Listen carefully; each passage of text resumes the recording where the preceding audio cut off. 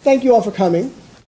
I'm going to talk about, I think it's altogether 5 points. One, I'm going to talk about the neoliberal economic restructuring of the Middle East and how that has affected working people.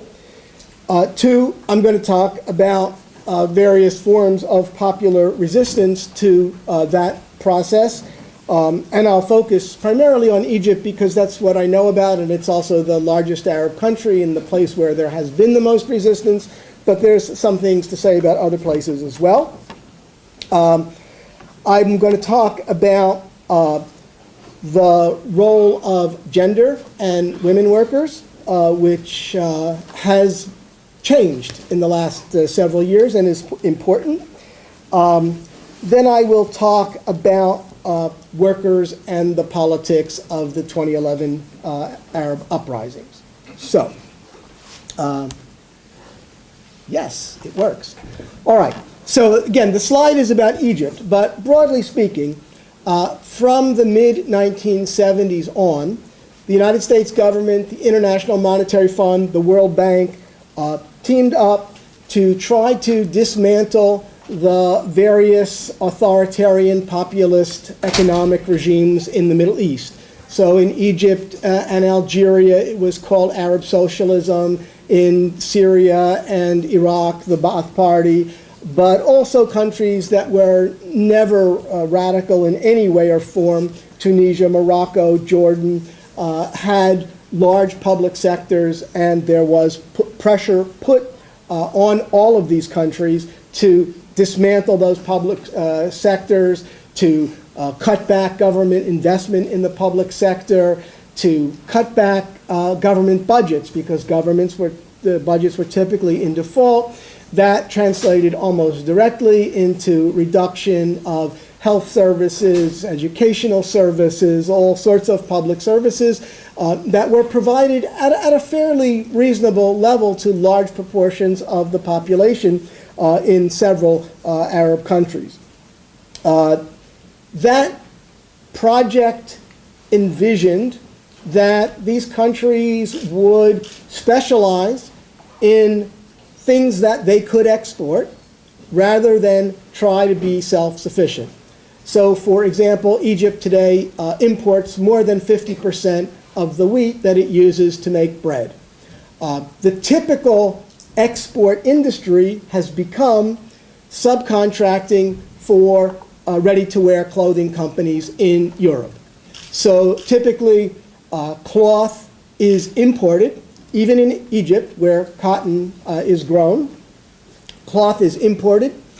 The factories are set up in special economic zones where the investors don't pay full rate of taxes, where trade unions are either prohibited from organizing, or if they're linked to the state, like the Egyptian Trade Union Federation, they don't go in there and organize.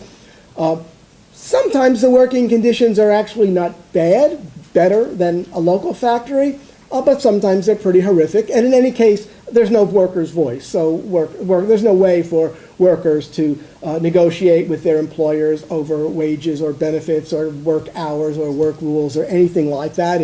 It's all top down. And if the boss is a nice guy, or more importantly, if they are subcontracting for a more or less socially conscious foreign firm, then the situation will be reasonable. So Levi's, for example, requires its suppliers to be, in local terms, decent, and therefore they are.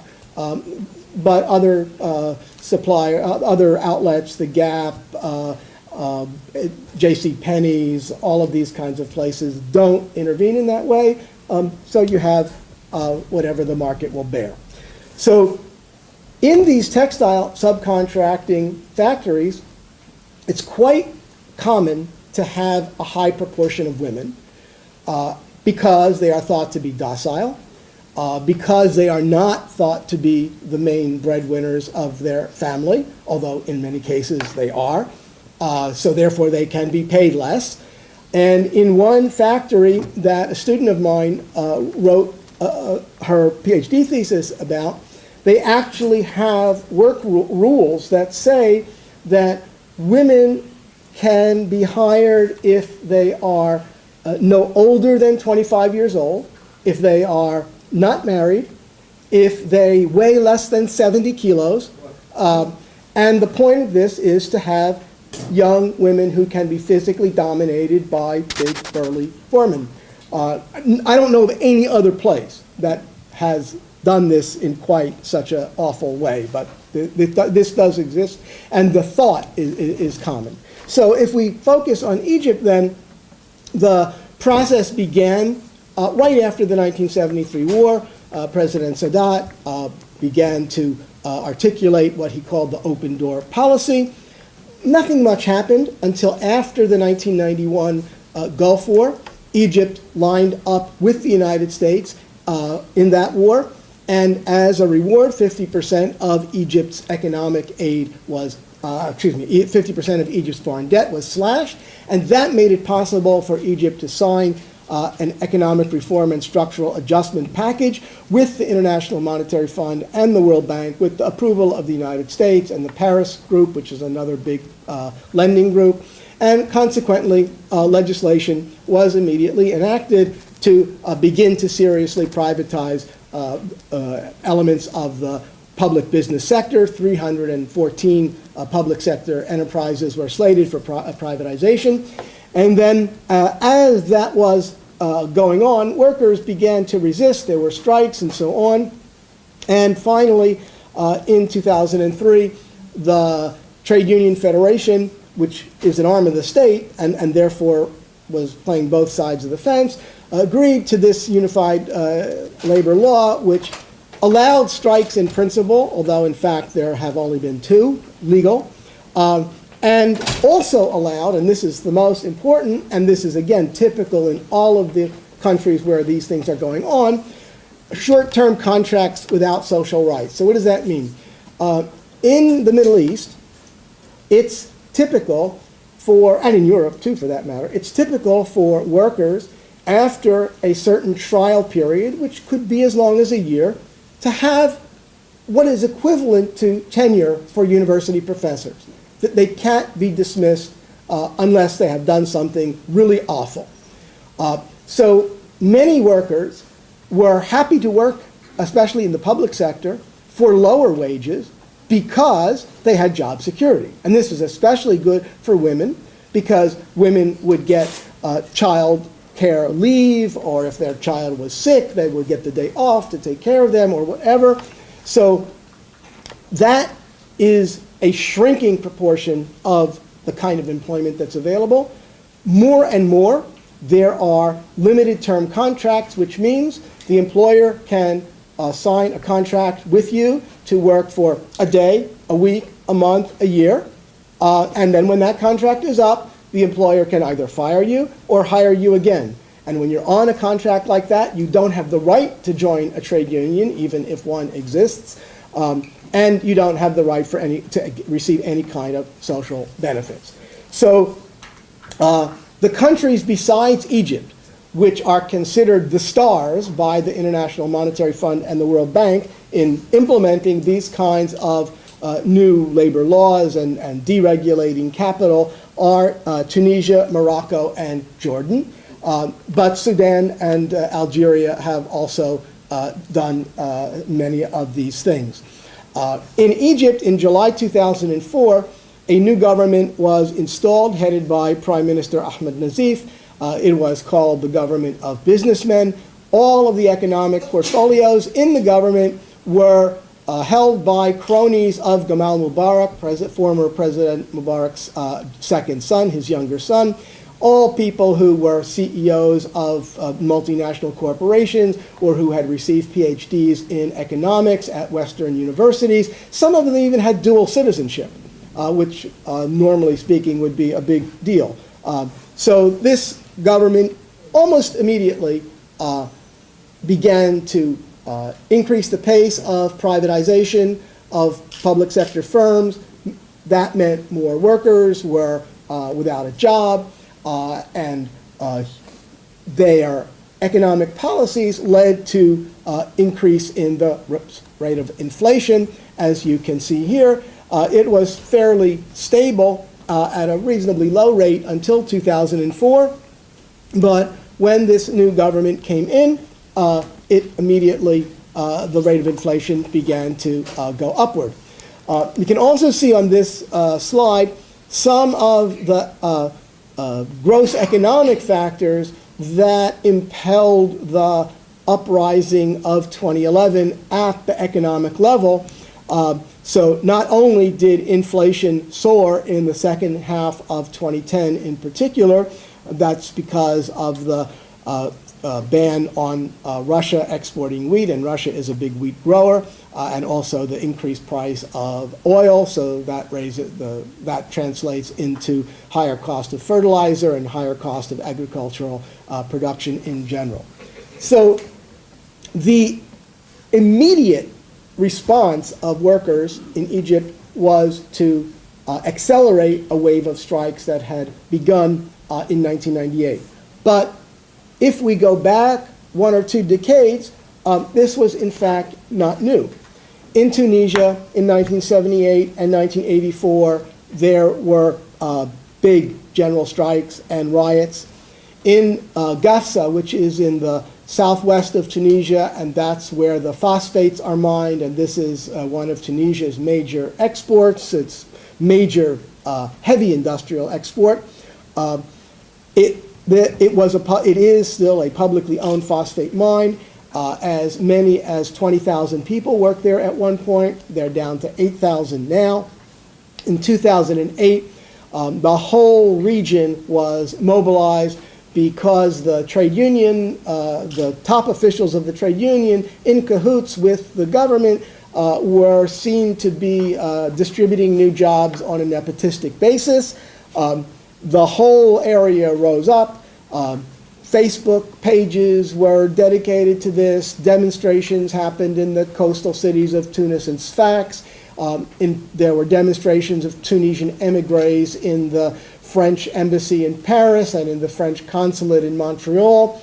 The government had to shut down the internet for a day in order to stop the Facebook, and the really, really brutal repression in the fall of 2008 finally put this thing to an end. And this was a dress rehearsal for what happened in Tunisia in December 2010, the self-immolation of Mohamed Bouazizi. It's exactly in that region of Tunisia where Sidi Bouzid is in the Gafsa mining basin. So Tunisia is also very clear.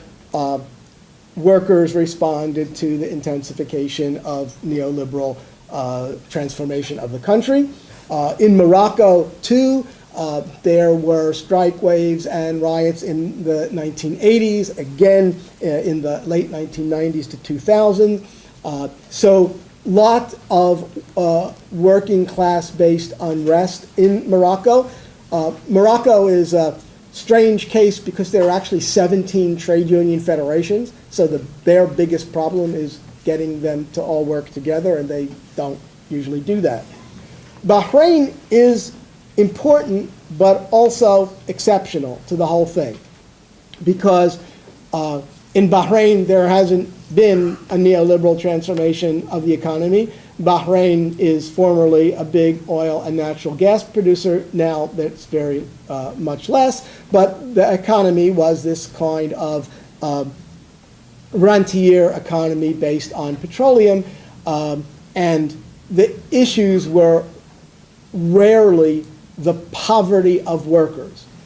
The issue was more commonly that most workers, because most of the population are Shia, and most managements, because the ruling dynasty and all of the people around them are Sunni.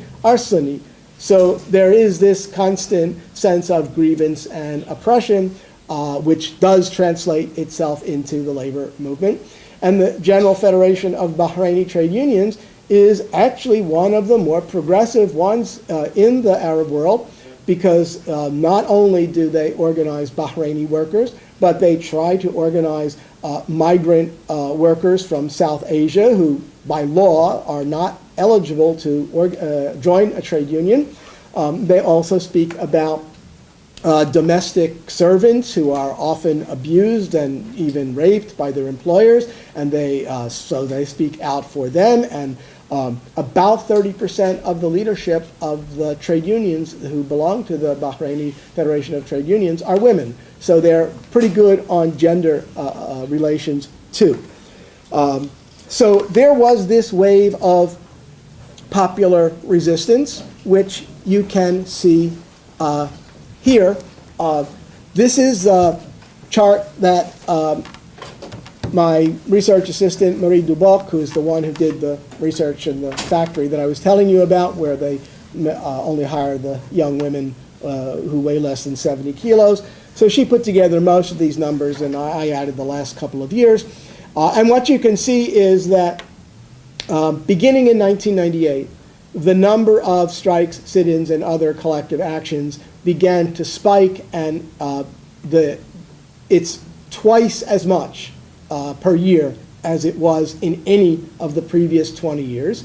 And then in 2004, the year that Ahmed Nazif came in, it's twice as much as it was in the late 1990s. And it continued to grow up through 2010, so that you've got, we don't have good numbers for all the years, but if you extrapolate, it's probably about 4 million workers were involved in strikes, sit-ins, and other collective actions during the 12 years before the overthrow of Hosni Mubarak, and the total number of actions, somewhere between 3,400 and 4,000 actions. These are based on reports in the newspapers, so they're not terribly precise. It's more a ballpark estimate.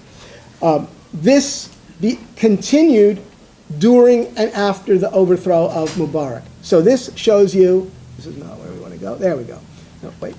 This shows you, first, this is a slightly different basis for calculating 2009, 2010. So again, they're not precise. It's just a ballpark estimate. But more importantly, this shows you that in February of 2011, Mubarak was overthrown on February 11th. So beginning actually on February 8th, in response to a call from the newly established General Federation of Egyptian Trade Unions, I'll talk about that in a minute, there were 400, what is it, 400, I can't read it too well here, 489, I think it is, strikes, sit-ins, and demonstrations, probably 300,000 people in 1 month. And if you go forward from then to the end of 2011, where we now have statistics all the way through to the end of 2011, it's about 1.5 to 2 million Egyptian workers have participated in some form of collective action during 2011. So not only were workers an important force in creating pressure that delegitimized the Mubarak regime for the 10 years before Mubarak was overthrown, they were a critical force in the last 3 days and probably a big factor in leading the army to decide that they would push Mubarak aside. Because what actually happened on February 11th was half a military coup and half a revolution. There was a popular movement, a very large popular movement. Workers played a very big role in the popular movement at the very end. And the generals, led by Mohammed Hussein Tantawi, who was the Minister of Defense for 20 years under Mubarak, pushed him aside and said, okay, we are now assuming the role of the presidency collectively. So what kind of revolution is that if the former Minister of Defense is now running the country? So for that reason, exactly, you've had the continuation of workers' collective actions and also all sorts of other political mobilizations in an effort to follow through on what the generals promised, which was to let the revolution achieve its demands. Okay, so a little bit more detail on how this came about. And it's really Egypt, Tunisia, and to a somewhat lesser extent, Morocco, where this particular version of things is valid. So Ghazal al-Mahalla, which is Misr Spinning and Weaving, is the largest textile spinning and weaving and clothing manufacturing conglomerate in Egypt. It's the biggest factory in Egypt. It's the biggest factory in the entire Middle East, employs about 25,000 workers. It's the first mechanized spinning and weaving factory established in Egypt in 1927. And it was also one of the first factories to be nationalized by Gamal Abdel Nasser, so beginning the era of Arab socialism. So this place has enormous political and practical symbolic weight in the country. And typically, whatever happens there has ramifications, at least throughout the textile industry and sometimes beyond. So in December of 2006, the workers went on strike, and it was the women who more or less incited the strike. They had been promised that instead of receiving their end-of-year bonus that would be equivalent to 200 Egyptian pounds, which would translate into about $40 or thereabouts, they were promised 2 months, 2 full months of pay. So that would be a very big difference, because 2 months of pay, that would work itself out to be closer to $200. So they didn't get it. And the month before, in November, there were national elections for trade unions throughout Egypt, and the security services simply disallowed about 10,000 people from running. So mostly people who were Muslim Brothers, but also leftists or anybody else that the regime couldn't count on. So those people, not only in Misr Spinning and Weaving, in Ghazal al-Mahalla, but in many other places, became strike leaders. So workers actually elected people who they couldn't vote for in the formal trade union elections to be the strike committee. And one of the good things that the post-Mubarak government has done is it has annulled those elections, the trade union elections. It's recognized that they were completely fraudulent. So now no one knows exactly who are the trade union leaders. So in this situation, Mohammed al-Attar is the foreman of one of the clothing manufacturing sections of the company. All the people who work under his supervision are women. And he was encouraging the women over the course of several weeks to act in case they didn't get the bonuses that they were promised, because they were kind of expecting not to get them. And when that happened, 3,000 women marched out of their factory. So this is a huge complex with dozens of different buildings that do different processes, and it's all enclosed by a wall, and you cannot get in, just, reporters or me, you can't just walk in there. So they walked out of their factory, and in the central square of this whole compound, they start chanting, "Where are the men? The women are here." So they basically embarrassed the men into walking out and joining them. And there was a very sharp strike. Didn't last very long because they won. It was very straight up that they won, because the government was afraid that if they let this thing run out for a long time, it would lead to broader civil unrest. So here are two people, friends of mine, who played an important role in that strike. Mohammed al-Attar on the left, and Said Habib, who is actually, he's the third generation of people in his family who have worked in this factory. So this guy, his grandfather was one of the original workers in the factory in the late 20s and early 30s. So he knows about working class and trade union stuff. So they won this strike in December 2006. They tried to set up an independent trade union coming off of that success. The government understood that it would be terrible if this was allowed to happen, so they smashed it. And they didn't get their actual 2 months bonus, even though the government had promised to give it to them. So they went out on strike again in September 2007. And in 2007, Mohammed al-Attar and 5 other members of the strike committee were arrested. And the security forces, the state security investigations, which still changed its name but still exists, pressured them to accept a deal. And they said, no, we can't accept a deal behind the backs of our constituents, but we'll offer it to them and we'll see what they want. And if they take it, it's okay. If they don't take it, then no. So Mohammed al-Attar is a pretty good speaker, and it was Ramadan, and he went out there, and he said, okay, here's the deal. This is what we're being offered. And so do you want it or not? And he said something very important, which most foreign journalists and academics missed entirely. He said, well, work is politics. What we are doing here, this is as democratic as it gets. So he understood that standing in front of probably 9,000 people and asking them to vote, nothing like that had happened in Egypt in 50 years, at least 60 years probably. So they voted no, and 3 days later the government capitulated and they won. So that was pretty impressive.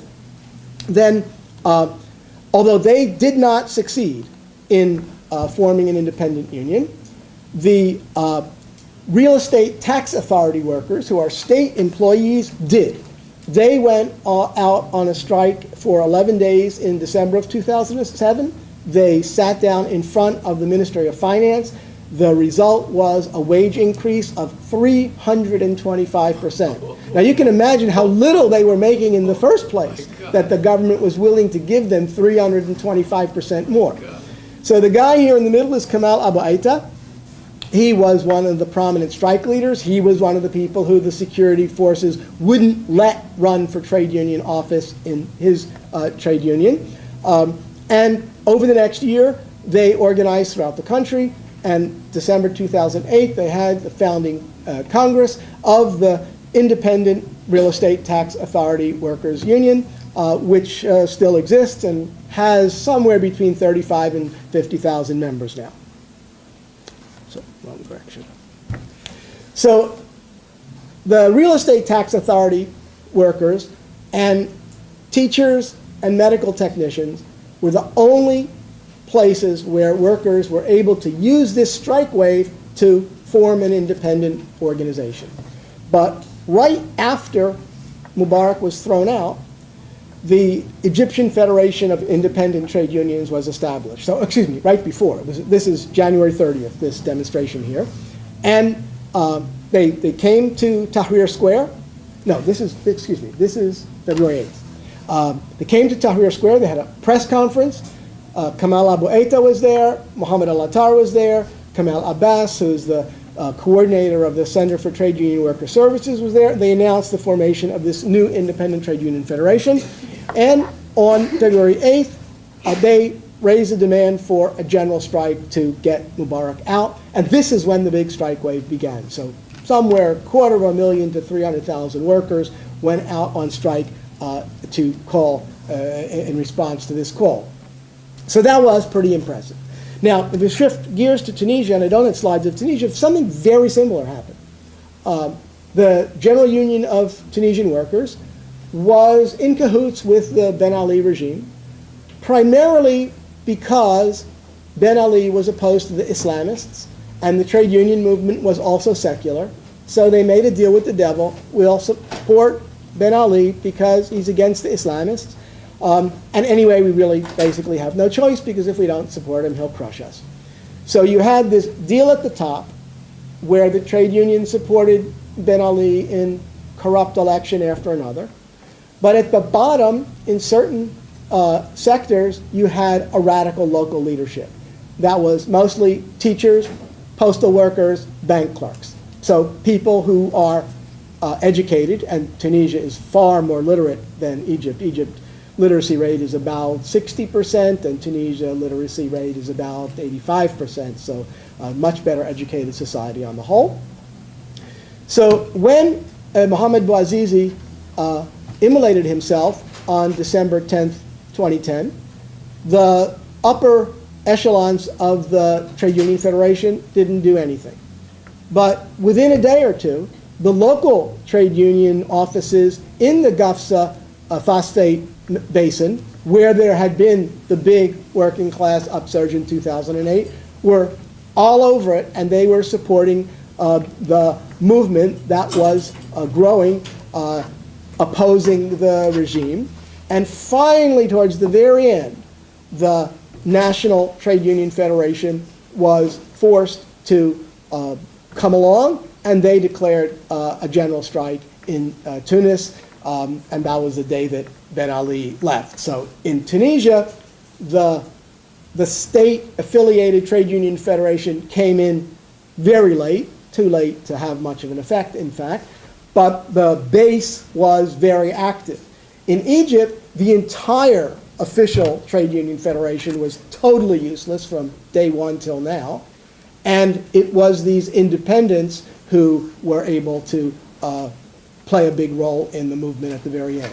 In Bahrain, just as a contrast, the Bahrain Federation of Trade Unions was always at the vanguard of democratic movements, and this has to do with the Shia-Sunni business, that about 65% of the population of Bahrain is Shia, and therefore also most of the working people are Shia, but most of the managers and the elite and the royal family are Sunni. So they were out there also. There was a demonstration called by students and youth for February 10th, 2011. The cops went in and started beating them up. The Trade Union Federation called a general strike to support the youth who were occupying Pearl Square. The government said, oh no, well, okay, we won't beat them up anymore. So they said, okay, we'll call off the general strike. Then the sit-in in Pearl Square continued.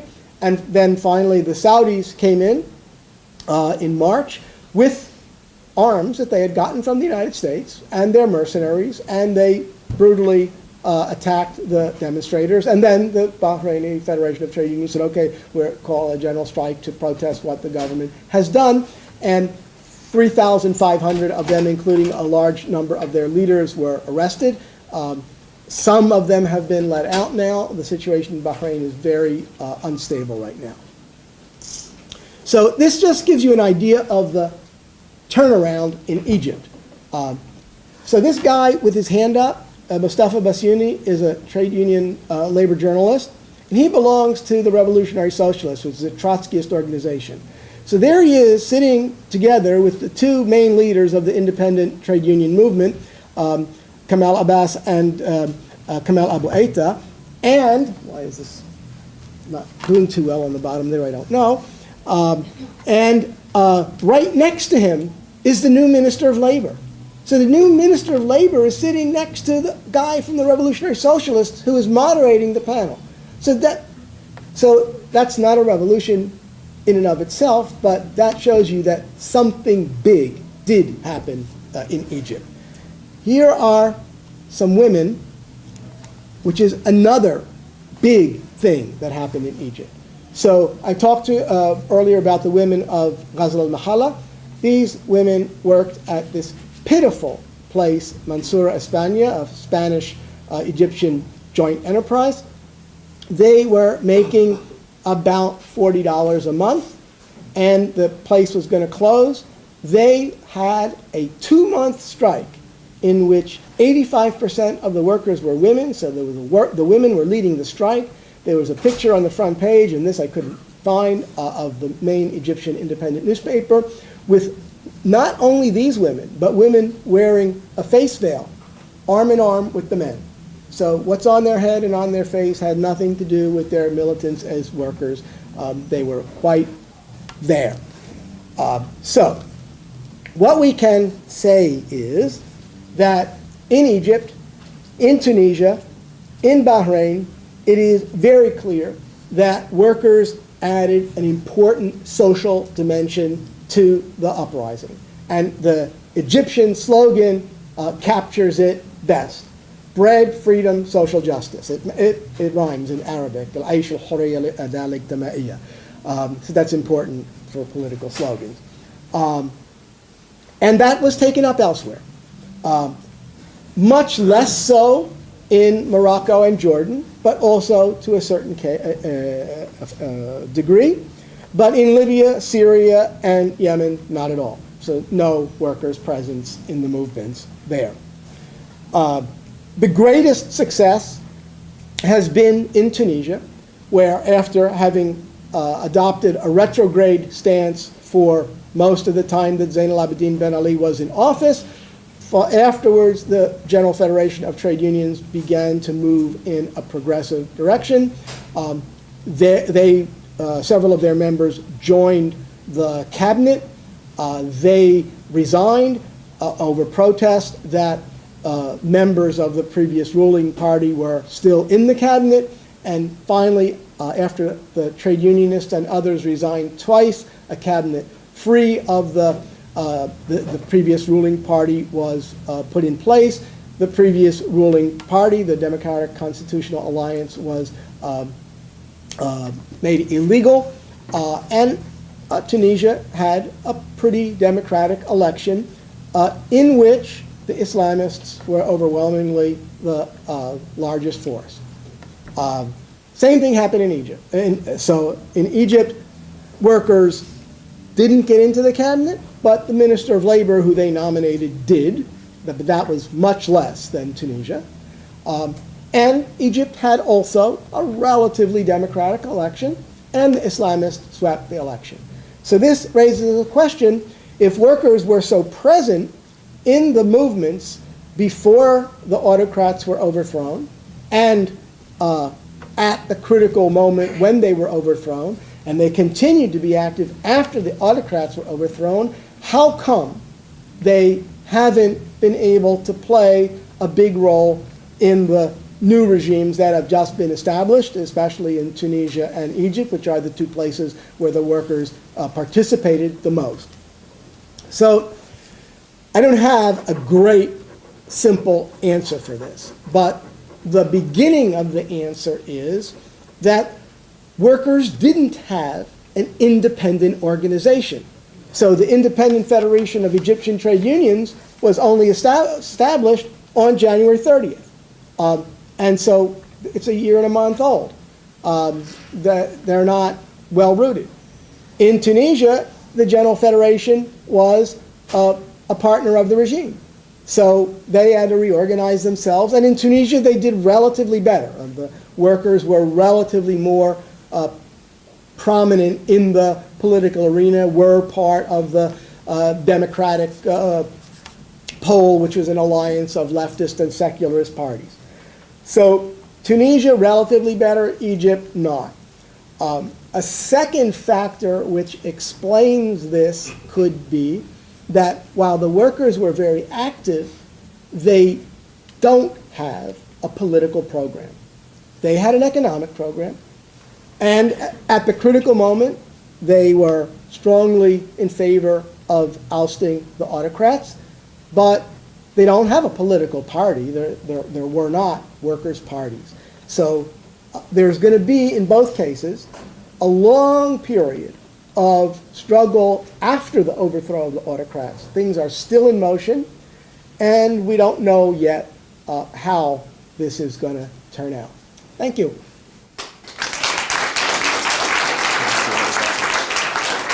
You've been listening to Joel Beinin, professor of Middle East history at Stanford University, talking about workers' struggles in the Arab Spring. Joel Beinin spoke on February 25, 2012, at the conference The Arab Spring, A Year That Changed the World. The conference was organized and hosted by Students United for Palestinian Equal Rights, SUPER. A full list of the other community organizations co-sponsoring the conference is included at the end of this program. To find out more about Students United for Palestinian Equal Rights and their work, please visit their Facebook page at facebook.com/psusuper. And now we return to the question and answer session from the presentation. The first member of the audience went back to the speaker's question of why the workers faced difficulties in translating their struggles into political participation after the uprising succeeded. He suggested that this was not such a paradox. On the one hand, you have all these progressive struggles which were instrumental in the progress of these uprisings against the dictatorship, but on the other hand, the political victors, in this case, were politically very reactionary and were ready to make deals with the World Bank and the IMF. So, in Egypt, which is the place I know best, it comes down to something like this. Many workers voted for Muslim Brothers candidates for the parliament even before the most recent elections, which were relatively free. And they did that for two reasons. One, they didn't want to vote for the ruling party. And two, the Muslim Brothers were really the only serious party. I mean, all the other political parties were worthless. They were jokers in a parliamentary charade. The Muslim Brothers were perceived to be real. They have an organization. They can deliver services, which is important if 44% of the people are living near or below the poverty line. And they are perceived to be not corrupt. Nobody knows what their social program is because they don't articulate one. They this and that, and it's completely unclear what they think about social issues. So they've never come out and said something where a workers' leader could say, aha, see, you really are in league with the capitalists. They are. I mean, there's no doubt that they are. But they haven't said it clearly, and there are factions within. With the youth are actually more progressive. The older guys are pretty awful. So it's unclear what they stand for. The same is true in Tunisia with Ennahda. Al-Ghanouchi, the leader of Ennahda, has made a very big change in what he says politically from the time that he went into exile in the late 80s to London to when he returned this past year. Does he mean what he now says, that he is in favor of democracy and pluralism and they won't coerce anybody to wear headscarves? I don't know. But now he says that. So that makes it very hard for people to call him out on something. So I think that what's going to happen is what's happened in Egypt with regard to the army. It took the better part of a year for a substantial number of Egyptians to learn that the Supreme Council of Armed Forces, which is the ruling force in the country now, is not on the side of the people. People didn't realize that at first. Even people who played a leading role in the revolution, many of them didn't realize that the army is not the way to win this revolution. So similarly, this is going to happen with the Muslim Brothers in Egypt, with Ennahda in Tunisia, perhaps also with the Justice and Development Party in Morocco on social issues. There was a very interesting report in Le Figaro, which is a right-wing French magazine, on the occasion of Zain al-Abidin Ben Ali's fall. That was January 10th, 2011. I just happened to be in Paris that day, and that was the newspaper in the hotel. I opened it up, there's a report. And this clever reporter went not to Tunis, but to the Gaf-Safastate Basin and interviewed the people, the working class people who live in the most underdeveloped part of the country. And this one guy says, nothing has changed since the election, which Ennahda won. And if they don't deliver, we voted for them, but we'll also get rid of them. The next member of the audience asked the speaker why we are seeing very different situations in Morocco and Jordan than we have seen in Egypt. The speaker was describing similarities between the labor structures in these countries.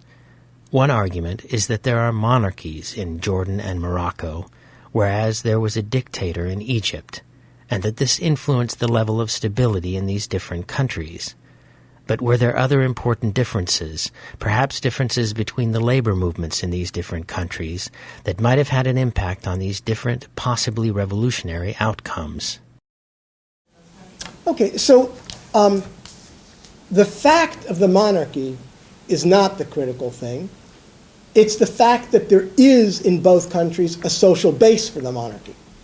So the ruling dynasty in Morocco claims to be descended from the Prophet Muhammad, and they might actually even be. And therefore, the king, Muhammad VI, has barakah, spiritual powers. And Morocco is a very poor and uneducated country. Illiteracy rate is even higher in Morocco than it is in Egypt. Poverty is even higher in Morocco than it is in Egypt. Rural, uneducated people accept that the king is legitimate because the king has barakah. In the cities, is much less support. In Jordan, you have a similar situation. Jordan, the majority of the population are Palestinians, refugees from 1948 and from 1967. And now you also have Iraqis living in Jordan. The historic social base of the regime is the Bedouin tribes. And the Bedouin tribes know that this is how they're going to keep their privileges and support the monarchy.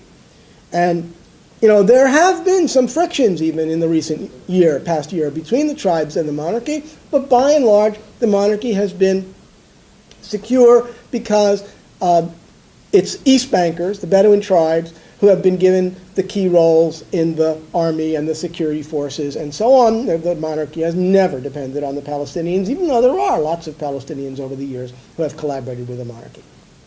Then there are, in terms of the workers themselves, the fact that there are 17 trade union federations in Jordan, which is in part the work of the monarchy, that they've been very clever at splitting and putting people off one against each other. That makes it difficult to unite. In Jordan, there was no real trade union movement to speak of until about 10 years ago. Once Jordan signed a qualified industrial zone agreement with Israel and the United States, that was in 1994 when Jordan made a peace treaty with Israel. They opened these zones where if the finished product has 10.5% Israeli content, whatever it is, labor, capital, technology, materials, then it has duty-free and quota-free access to the United States. Egypt fought against it, but also signed a similar agreement in 2004, I think it is. So workers in those qualified industrial zones are treated like prisoners. And so finally a trade union movement of some significant proportions emerged. In 2011, there were over 470 strikes and other collective actions in Jordan. So that's tiny compared to Egypt. It's also a much smaller country, but huge compared to what there has historically been. So they are barely getting themselves off the ground organizationally, and they have this other problem that a very large proportion of the workers in these qualified industrial zones are actually Pakistanis and South Asians, and they're not allowed to join a trade union, and they're living in these dormitories, and their employer takes their passport. So all sorts of very oppressive and restrictive conditions there. The next member of the audience said that he had recently read an article by Samir Amin, who is based in Dakar, West Africa, an Egyptian economist, who said that there was a coalition of 5 parties on the left in Egypt, including 2 or 3 socialist parties. Does the speaker know about this coalition, and are they projecting a program that has the potential of mobilizing large numbers of people? Honestly, I have to tell you, no. There was an electoral coalition formed, and I think it's still operational, between the Communist Party, which is a historic party, and in fact the party that Samir Amin used to belong to anyway, I don't know if he still does, which was underground under Mubarak and Sadat and Nasser and is now open. There is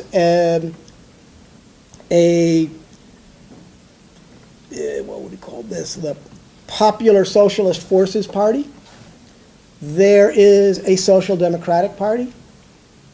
And there are two other parties with socialist or workers in their names. So the Social Democratic Party is not part of that alliance, but all the others are. And then there's the Revolutionary Socialists, who are also not in that alliance, and their party is called the Democratic Workers' Party, and that's because they're not going to get along with the communists. So all of these forces together, except for the Social Democrats, who actually, as a new party, did, given what new parties did in Egypt, not too badly in the elections. They actually won some seats in the parliament.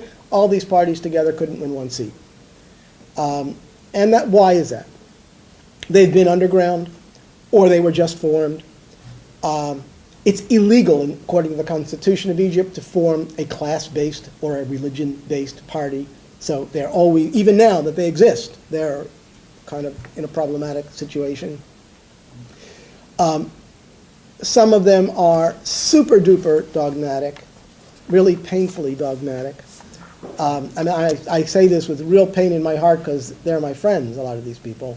And it's going to take them some time to figure out how to operate. I mean, we're not done in Egypt. We've just begun. This is not over. So I'm relatively optimistic. I mean, I think Egypt has a better chance than the United States in the next several years. The next member of the audience asked if there were common characteristics of organizations that have the potential for political success in the current environment. Yes. Well, if we look just at the Arab world, one criterion for success is an independent organization, an organization that is not controlled by the regime and that actually, whatever it is, puts forward demands that meet workers' needs. More radical, less radical, that's all possible, but an independent organization. That's the key difference between why it is that workers have more of a presence in Tunisia politically now than Egyptian workers, even though Egyptian workers actually contributed a lot more to the overthrow of Mubarak than Tunisian workers did to the overthrow of Ben Ali. Egyptian workers didn't have, until January 30th, any serious independent organization except for these three independent trade unions, which were not coordinating with each other to any meaningful extent. So that's one key thing. Another important thing is the capacity to make alliances with other sectors of the society. And in Tunisia, that was very strong because the most radical elements within the trade union federation were former communists or former Trotskyists or still communists or still Trotskyists, and they knew people in the intelligentsia. In Egypt, workers, by and large, did not. I mean, 40, 100, 200 workers had, in the whole country, I mean, it's a country of 82 million, had some ongoing relationships with radical intellectuals. But that's not enough in a country of that size. The next member of the audience asked if the speaker is optimistic that a true democracy will prevail in Egypt any time in the near future. Well, first, what is a true democracy? I mean, is the United States a true democracy? We have some real problems here. In the United Kingdom, they have an established religion. Americans would not tolerate that. This country was established in part to get away from that. So there is a broad range of things which could qualify as reasonably democratic and which would still have problems, I think. As I said, I am reasonably optimistic that things will get much better in Egypt than they are now. Where the end of that will be, I think we can't know. Because first, the United States is not going to like that. The United States is likely to intervene or to encourage Israel to intervene. Israel is not going to like it. So the whole region, the whole Arab region, is in the process of being reconfigured now. And all of the pro-American forces have either been removed or are under attack. And this is not over yet. So it's going to be a while before we see what the balance of forces is going to be in the region. The next member of the audience said she had been in Egypt last year and that she has been able to see workers' strikes firsthand, mainly on her university campus, because the workers there, on the campus of the American University of Cairo, were treated horribly. There were student protests in support of the workers, and also support from certain faculty members. And so in this case, the workers' voices were eventually heard. But that's actually a very atypical situation. First, there was no repression against those workers when they went on strike. The university president, Lisa Anderson, very smart cookie, and she knew how to play that very well. Second, there were faculty members like Rabab el-Mahdi who belonged to the Revolutionary Socialists and played a very important role in helping the workers. So there was a case where workers did have links with political intellectuals, and some of them were very helpful. Didn't have to be Trotskyists. I don't want to push that one. These are people I know, so I do know their political affiliations. Samar Suleiman, who is also in the political science department, is one of the leading intellectuals of the Social Democratic Party. He was also playing a good role. So when there are people like that who can not lead, I think it's very important to emphasize, they didn't lead, but they helped workers to articulate their demands and to translate what the workers wanted to the university administration in a language that the administration could understand. And therefore people got a considerable part of what they wanted.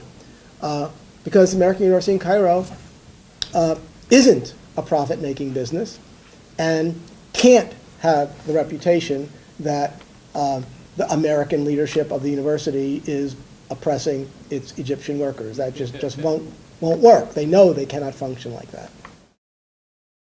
The next member of the audience observed that it sounded like the neoliberalism, the structural reforms in Egypt, were something that somebody thought was a good idea.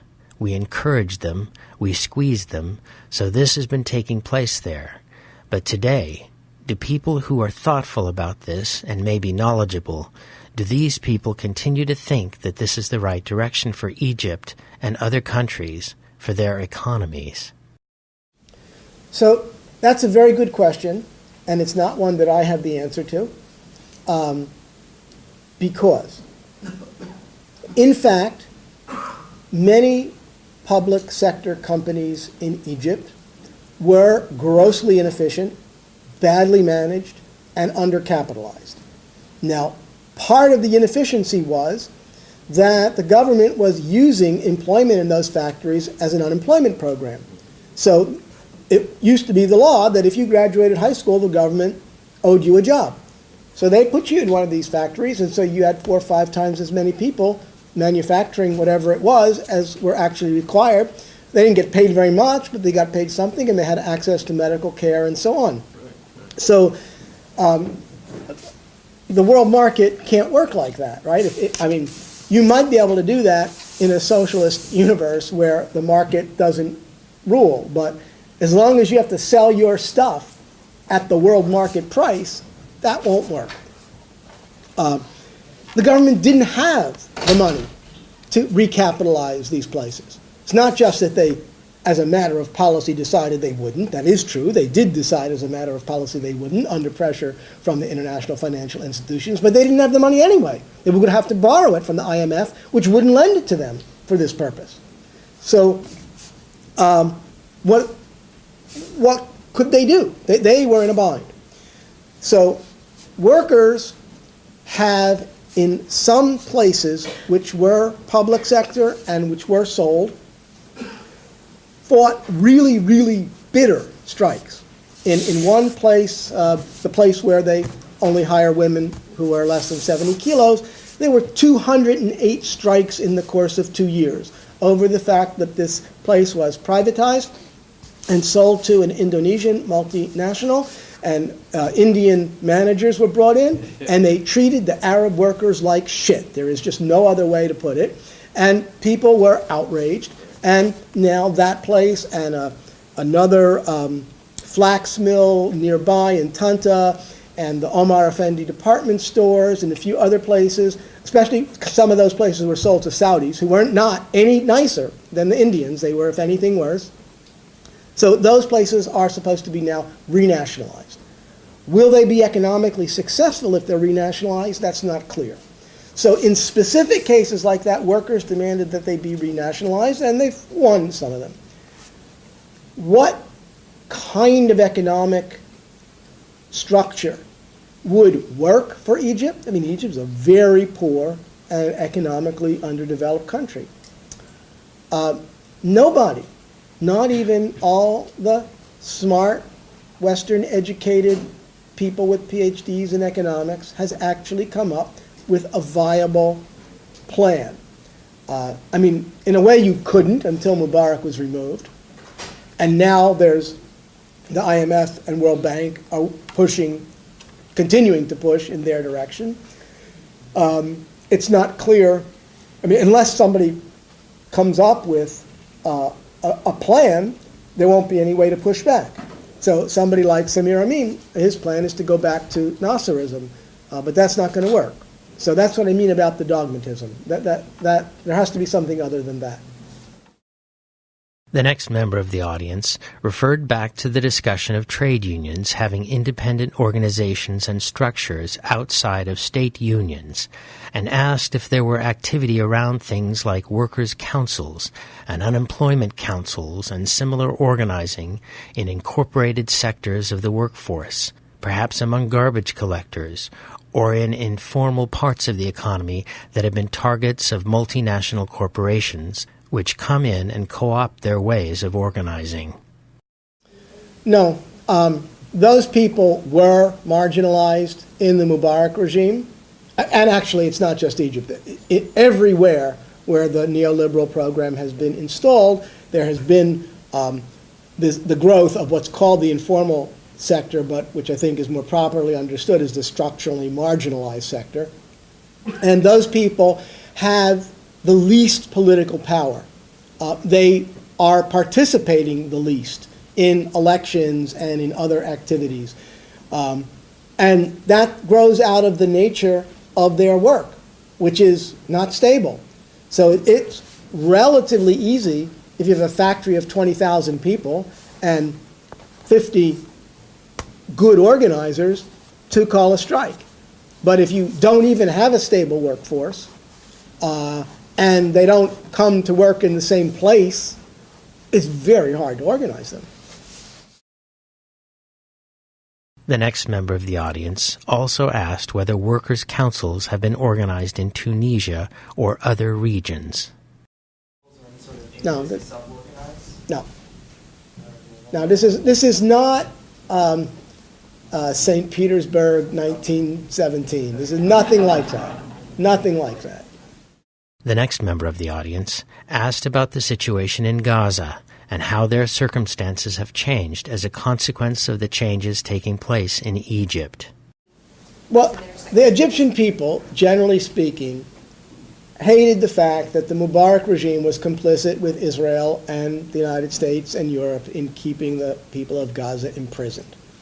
And the generals, understanding that, announced within a month after Mubarak was gone that they were going to open the border and do all sorts of things, but they haven't done it. The border is somewhat more open than it was, but not for young men. It's somewhat easier to get goods in and out of Gaza, but still sharp limits on things like concrete, so rebuilding has not happened as much as is required. And Egyptians, if you ask them, do they like this, they will say no. Almost all of them will say no. And if you ask them, are you prepared to go out and demonstrate about it, they will also say no, because the Egyptian economy is in the toilet. People feel like they need to work. And so there's this very delicate situation in which it takes real political artistry to move the thing forward. And it won't move forward at all, I don't think, on foreign policy issues. It will move forward on domestic issues that people really feel close to their daily lives, even though people have opinions. The next member of the audience asked about the identity of workers in Egypt and where they place some or more of their allegiances. The speaker has mentioned the workers' parties, but do their members heavily identify as workers? And then perhaps when they go home, do they identify more strongly in other ways? Or are they involved in their communities in different ways, so that even if workers' parties existed, would workers be likely to be inclined to identify with and vote for these parties? So that's a good question, and I think in Egypt, Tunisia, Morocco, Bahrain, and probably a few other places as well, the word working class actually means something. And if working class appears in the newspapers regularly, even liberal newspapers use it, and people know who workers are. And workers know who they are. And the class differences are very, very sharp, especially in Morocco and Egypt, much more so than here. Here, you walk on the street, you might not be able to tell if somebody is a factory worker, if there still are factory workers, because they might be dressed just like you're dressed. That's not the case in Egypt, in Morocco, and a few other Arab countries. Likely more to be the case in Tunisia. So people know they're workers. Other people know they're workers. The term is used. Nobody is trying to run away from it. Like in the United States, we always say middle class. No one says working class in the United States. Everybody's middle class. So what about those people who actually are working class? They never come up as an item of conversation. That's not the case. But people are also very suspicious of intellectuals from Cairo coming to their workplace and telling them what to do, and they don't want it. So it will take a long time for relations of trust to be established. And actually, a guy from the Muslim Brothers once put it very well to me, because they had announced that they're going to make establish an independent trade union, and then they didn't do it. So I interviewed him and asked him, well, what's up? You said you were going to do that. And he said, look, workers aren't like students. Students, you can come in and convince them, and they don't have any responsibilities, so they'll join up. But workers, they have families, they have responsibilities. You have to show them over a long period of time that you're reliable, right? Well, so not enough time has even passed for that. The next member of the audience thanked the speaker for his presentation and identified himself as a member of the International Socialist Organization. He said that he felt that the revolts in the Middle East were the most significant revolutions in his lifetime. He observed that activists and organizers in Egypt, the revolutionary left in Egypt, seemed clearly to be more advanced than where we are here in the United States. He observed that the reason the left is weak in the United States stems from the history of McCarthyism, and also the history of looking towards Mao or Cuba or the Soviet Union. He asked the speaker to talk about why the left in Egypt is relatively small. Was it a matter of secular nationalists being crushed by the regime there? Was the Communist Party limited by its links to the Soviet Union? So, actually, there are some pretty comparable reasons for the weakness of the left in Egypt and in the United States over the last 60 years. In the United States, it basically comes down to the fact that the New Deal delivered enough goods for a big enough part of the working class to be acceptable. And you could argue that the Communist Party also didn't maintain its political independence and so on, but fundamentally, the New Deal worked up through the late 60s, early 70s. People's living conditions, wages improved, workers sent their kids to college. I worked in an auto plant in Detroit. My colleagues at work, their kids were going to good universities. They owned summer homes in upstate Michigan. They went hunting and fishing. They had a boat. I mean, they had pretty good, this is UAW. I mean, we made good money. So people were, it's not that they wouldn't go on strike, they would, but they didn't think about revolution. In Egypt, something similar happened in a very different register. Gamal Abdel Nasser, although he was a dictator, delivered the goods economically for a very big sector of the Egyptian people over a similar period of time, let's say from early 1950s up through 1965, just before the 1967 war. People's incomes increased, land was redistributed to peasants, a ceiling was put on rent for agricultural land. Egypt became a leader not only of the Arab world, but of the entire non-aligned movement.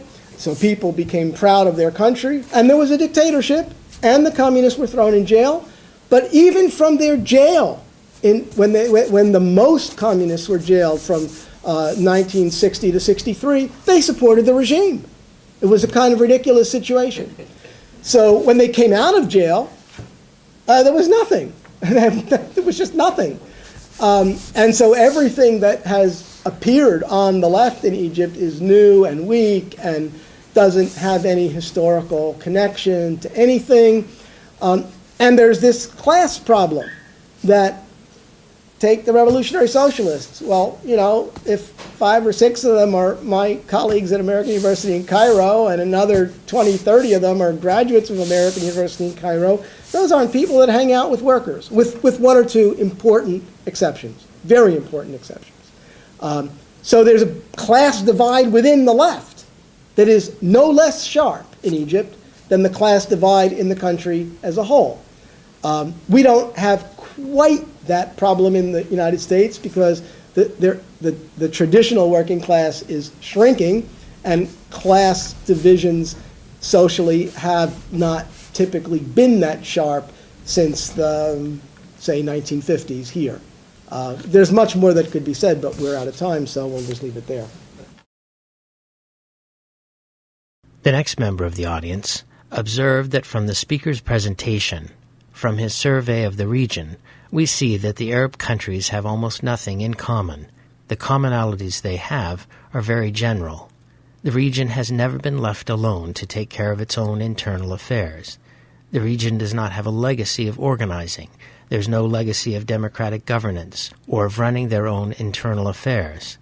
In terms of women's issues, this member of the audience reported her discussions with women in Egypt during the revolt. She said that these women told her that they did not know what to do. She believes that what is taking place in the Middle East will take some time to unfold. But does the speaker see the beginnings of some organizing taking place, alliances between intellectuals and the youth, links with the rural populations? Does the speaker see any indications of the direction that these events may be taking? I wouldn't, at this point, predict what direction. I mean, very contradictory things have happened over the last year or so. On the one hand, the fact that a revolt that began in Tunisia and Egypt then spread to so many other countries shows you that at one level pan-Arabism is still alive. Right? I mean, this is a pan-Arab phenomenon. And how did it get to be a pan-Arab phenomenon? Not as in the 50s and 60s where Nasser or the Ba'ath stood up and said, I'm the leader of the Arab world, follow me. No, it became a pan-Arab phenomenon because of Al Jazeera. There was an independent television station that is, first of all, broadcasting to everyone, more or less at the same time. So in real time, you can find out what happened, not from the regime's point of view. And just as importantly, they're broadcasting in modern standard Arabic. So all the regional dialects which people speak every day, I mean, people continue to speak. I mean, Moroccans don't understand Iraqis, I mean, not at all in terms of their local dialect, but they do understand, if they're educated, modern Standard Arabic. So there's been a cultural pan-Arabism that's been reinforced as a result of Al Jazeera and similar phenomena. At the same time, look at how utterly awful and hopeless the Arab League has been about intervening in Syria. I mean, they're a total catastrophe. They're going to go back now to the Security Council where it's clear that nothing is going to happen.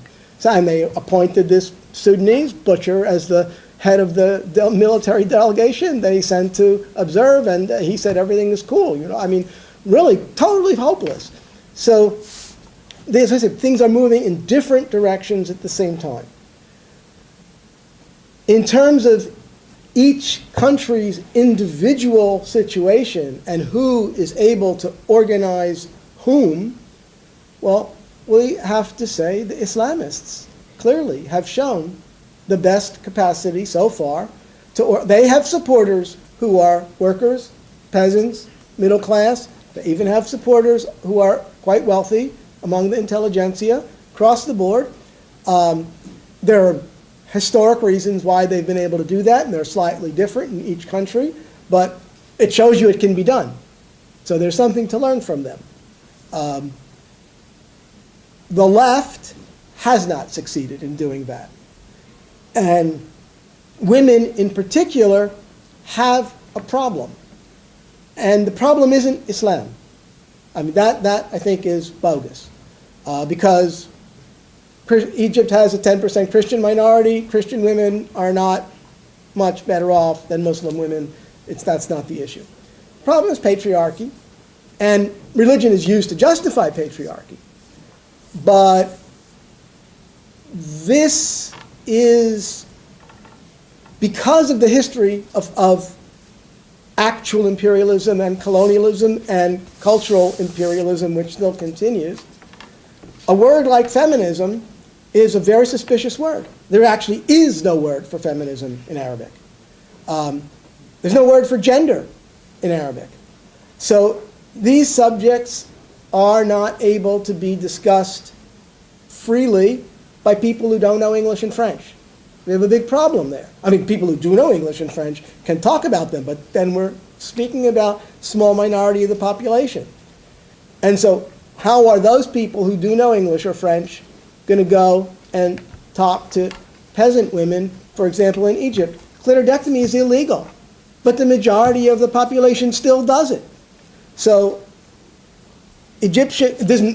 foreigners should stay out of that. But Egyptian women who are against the practices, it's their job to go and convince their fellow citizens that it's not good.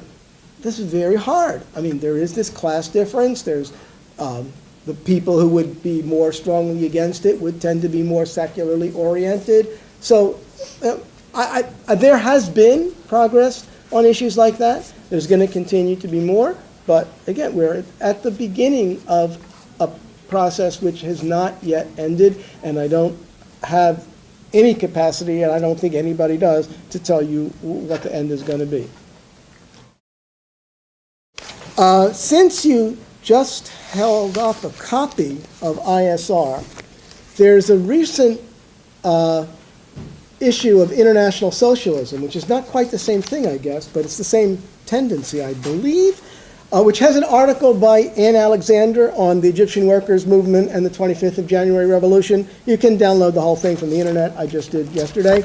Anne is one of the people. There are like 3 foreigners who have some clue what's going on in detail. Anne is one of them. And you can see from this both the dogmatism, but she also knows what's going on. So both sides. General conclusion.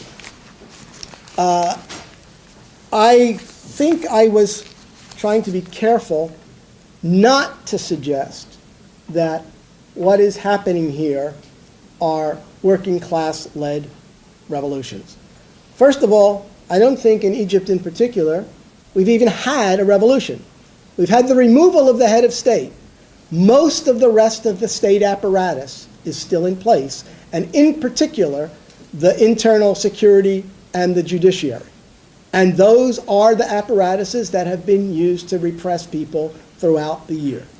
So until those apparatuses are reformed, the police, the state security investigations, all of the judges who follow orders and don't judge by the law, until the Constitution is rewritten to be more democratic, and that's not going to be a simple thing,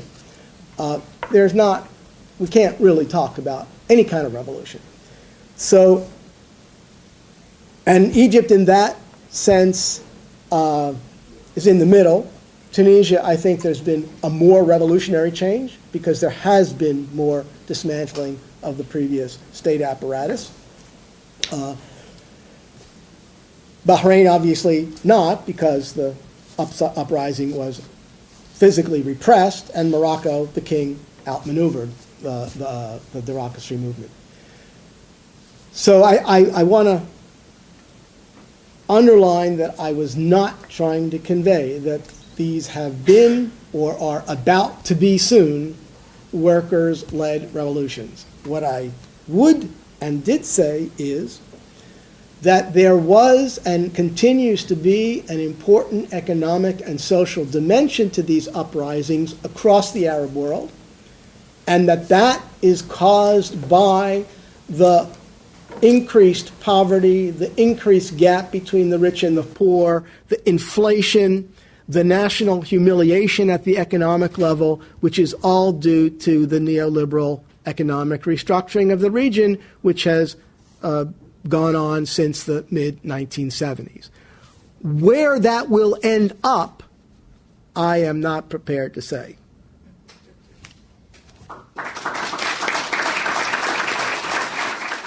You've been listening to Joel Beinin, professor of Middle East history at Stanford University, talking about workers' struggles in the Arab Spring.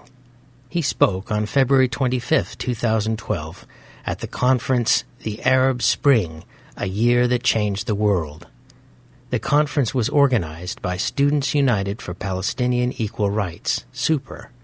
To find out more about Students United for Palestinian Equal Rights and their work, please visit their Facebook page at facebook.com/PSUSuper.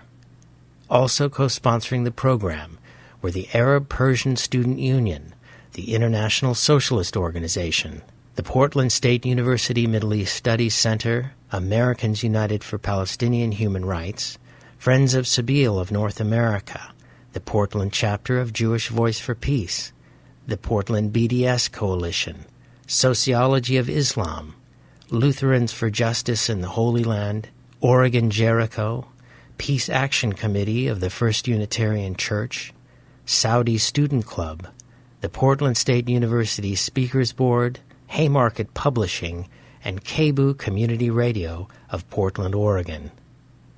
This program was produced by PDX Justice Media Productions of Portland, Oregon. To find out more about our work and to access our growing library of free on-demand streaming video and audio programs, please visit our website at pdxjustice.org and write to us with your comments and questions at pdxjustice@riseup.net. We'd love to hear from you. Thanks for tuning in, and thanks for supporting listener-sponsored radio, public access cable television, net neutrality, independent bookstores, and all forms of grassroots, democratic community media.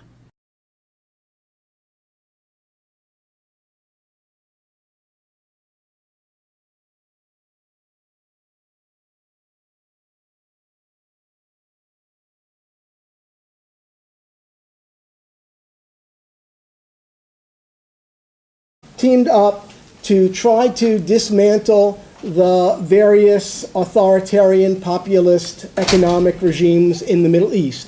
So in Egypt and Algeria, it was called Arab Socialism. In Syria and Iraq, the Ba'ath Party, but also countries that were never radical in any way or form. Tunisia, Morocco, Jordan had large public sectors, and there was pressure put on all of these countries to dismantle those public sectors, to cut back government investment in the public sector, to cut back government budgets, because the budgets were typically in default. That translated almost directly into reduction of health services, educational services, all sorts of public services that were provided at a fairly reasonable level to large proportions of the population in several Arab countries. That project envisioned that these countries would specialize in things that they could export rather than try to be self-sufficient. So, for example, Egypt today imports more than 50% of the wheat that it uses to make bread. The typical export industry has become subcontracting for ready-to-wear clothing companies in Europe.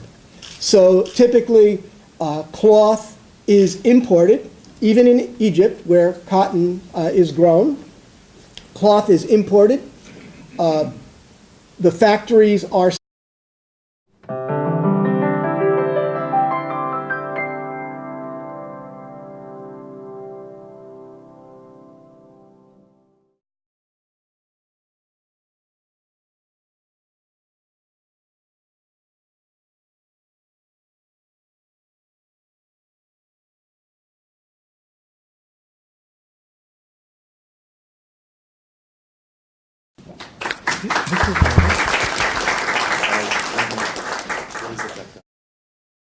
Thank you all for coming. I'm going to talk about, I think it's altogether 5 points. One, I'm going to talk about the neoliberal economic restructuring of the Middle East and how that has affected working people. Two, I'm going to talk about various forms of popular resistance to that process. And I'll focus primarily on Egypt because that's what I know about, and it's also the largest Arab country and the place where there has been the most resistance, but there's some things to say about other places as well. I'm going to talk about the role of gender and women workers, which has changed in the last several years and is important. Then I will talk about workers and the politics of the 2011 Arab uprisings. So, yes, it works. All right. So again, the slide is about Egypt, but broadly speaking, from the mid-1970s on, the United States government, the International Monetary Fund, the World Bank, labor law, which allowed strikes in principle, although in fact there have only been 2 legal, and also allowed, and this is the most important, and this is again typical in all of the countries where these things are going on, short-term contracts without social rights. So what does that mean? In the Middle East, it's typical for, and in Europe too for that matter, it's typical for workers after a certain trial period, which could be as long as a year, to have what is equivalent to tenure for university professors. That they can't be dismissed unless they have done something really awful.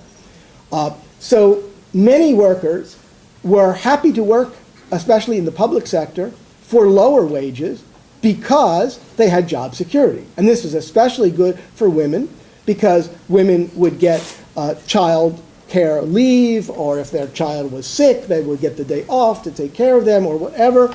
So that is a shrinking proportion of the kind of employment that's available. More and more, there are limited term contracts, which means the employer can sign a contract with you to work for a day, a week, a month, a year. And then when that contract is up, the employer can either fire you or hire you again. And when you're on a contract like that, you don't have the right to join a trade union, even if one exists. And you don't have the right to receive any kind of social benefits. So the countries besides Egypt, which are considered the stars by the International Monetary Fund and the World Bank in implementing these kinds of new labor laws, and be hired if they are no older than 25 years old, if they are not married, if they weigh less than 70 kilos. And the point of this is to have young women who can be physically dominated by big, burly foremen. I don't know of any other place that has done this in quite such an awful way, but this does exist, and the thought is common. So if we focus on Egypt, then the process began right after the 1973 war. President Sadat began to articulate what he called the open door policy. Nothing much happened until after the 1991 Gulf War. Egypt lined up with the United States in that war, and as a reward, 50% of Egypt's economic aid was, 50% of Egypt's foreign debt was slashed, and that made it possible for Egypt to sign an economic reform and structural adjustment package with the International Monetary Fund and the World Bank, with the approval of the United States and the Paris Group, which is another big lending group. And consequently, legislation was immediately enacted to begin to seriously privatize elements of the public business sector. 314 public sector enterprises were slated for privatization. And then as that was going on, workers began to resist. There were strikes and so on. And finally, in 2003, the Trade Union Federation, which is an arm of the state and therefore was playing both sides of the fence, agreed to this unified setup in special economic zones where the investors don't pay full rate of taxes, where trade unions are either prohibited from organizing, or if they're linked to the state, like the Egyptian Trade Union Federation, they don't go in there and organize. Sometimes the working conditions are actually not bad, better than a local factory, but sometimes they're pretty horrific. And in any case, there's no workers' voice. So there's no way for workers to negotiate with their employers over wages or benefits or work hours or work rules or anything like that. It's all top down. And if the boss is a nice guy, or more importantly, if they are subcontracting for a more or less socially conscious foreign firm, then the situation will be reasonable. So Levi's, for example, requires its suppliers to be, in local terms, decent, and therefore they are. But other other outlets, the Gap, J.C. Penney's, all of these kinds of places don't intervene in that way. So you have whatever the market will bear. So in these textile subcontracting factories, it's quite common to have a high proportion of women because they are thought to be docile, because they are not thought to be the main breadwinners of their family, although in many cases they are. So therefore they can be paid less. And in one factory that a student of mine wrote her PhD thesis about, they actually have work rules that say that women can